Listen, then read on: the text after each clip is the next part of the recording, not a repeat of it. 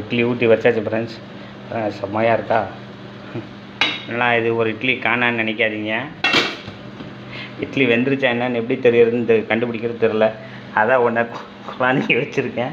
அதை சாப்பிட்டு பார்த்து இட்லி வெந்துருச்சா இல்லைன்னு நான் தெரிஞ்சுக்க போகிறேன்.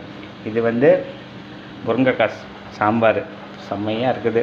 இன்றைக்கி ஒரு நல்லா சாப்பிட்டு பேசாமல் தூங்கிற வேண்டி தான். இன்றைக்கி இந்த மாதிரி சாப்பிட்றதுக்கு எவ்வளோ நாள் ஆச்சு.